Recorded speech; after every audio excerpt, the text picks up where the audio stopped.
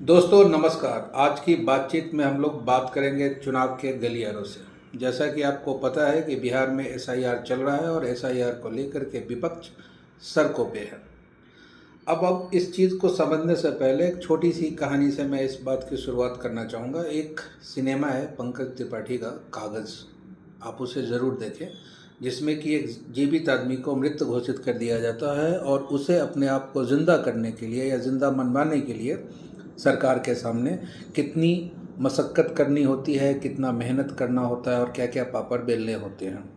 तो बिहार में आपको जैसा कि पता है कि कुल 65 लाख लोगों को वोटर लिस्ट से बाहर किया गया है, जिसमें कुछ लोग ऐसे हैं जो मृत हैं, कुछ लोग ऐसे हैं जो माइग्रेट कर गए, ऐसा चुनाव आयोग का कहना है।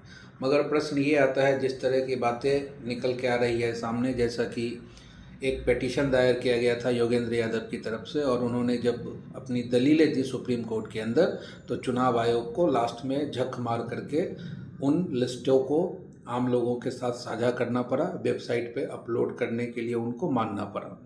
अब ये बात यहाँ तक की नहीं है।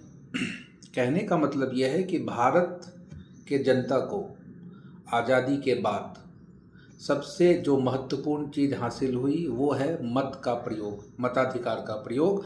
और इसमें ये रखा गया कि 1 पर्सन 1 वोट।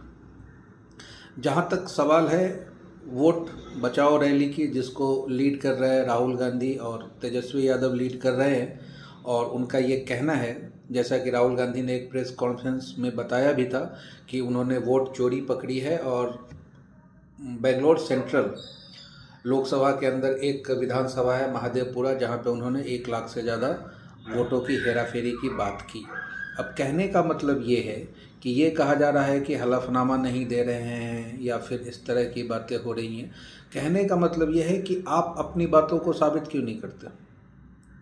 और जहाँ तक हलफनामे की बात है, तो हलफनामा तो अखिलेश यादव ने दिया था, उस पर आपको जवाब नहीं दे रहे हैं। जब सरकार की तरफ से प्रेस कॉन्फ्रेंस किया जाता है, राहुल गांधी के प्रेस कॉन्फ्रेंस के तुरंत कुछ दिन के बाद ही उनके पास ये डेटा कैसे आ गया?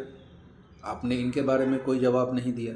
आपको इन चीज़ों का जवाब देना चाहिए। और सबसे ज़रूरी चीज़ है कि अगर आप वोटर ही नहीं हैं, अगर आप मताधिकार का ही प्रयोग नहीं कर पाएंगे, चाहे कोई भी आदमी हो, अगर एक भी जायज़ आदमी छूट जाता है तो ये उसके साथ अन्याय है।